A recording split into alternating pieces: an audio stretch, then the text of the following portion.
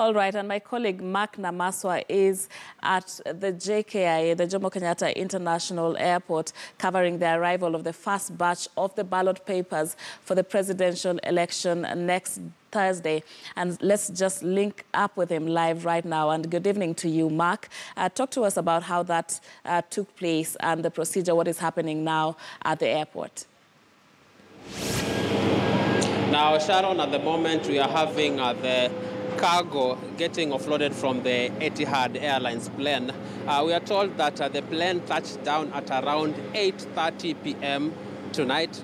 And right now, it's the offloading process that is taking place. And after this, it will be the process of taking the ballot materials to their warehouses for storage. To confirm is that we have 17 tons of voting material here. We have papers that will be used for the presidential election starting on 26th of this month. And what we have now is material for 10 counties. We are informed by IEBC officials that the tranches will arrive in 3 batches. This is the first batch that contains material for 10 counties. And these are counties that are farthest from the city county of Nairobi. And some of these counties include Wajir, Marsabit, Mandera, Isiolo, Samburu. We have Garissa, Laikipia, and Turkana. Now, we are informed that there have been enhanced security features in the ballot materials this time round. We are told that there will be no need for, let's say, poll officials or party agents to write the exact name of the polling center or constituency. We are told that this material already have printed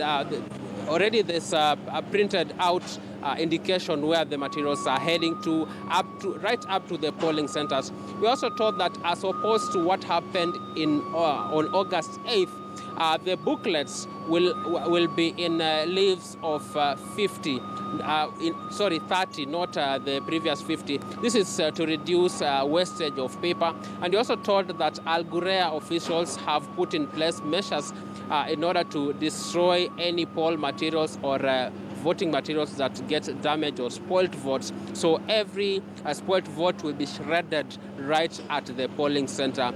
We also told that there are extra security features. For instance, filling out the results form. The forms do have something that is known as carbonated or carbonless paper. This means that if someone or party officials and IEBC officials fill out the results on a particular form, it means that 5 other forms underneath or 5 copies will be produced immediately. We also told that IEBC officials have been trained so that they will be able to exert the needed amount of pressure when filling out the results, such that they will not need to have other copies made. We also told that the paper has been improved in terms of quality, in that when scanning is done, the images that have been scanned will come out very clearly. Now, behind me, we still have IEBC officials heading towards the plane to check and verify the cargo as it is offloaded. They haven't spoken to us now concerning where exactly they are going to store their material, but what we know so far is that the material will be well kept in readiness for transportation. And just to inform our viewers is that the next batch of poll materials will arrive on Monday, and then the final and third tranche will arrive on Tuesday.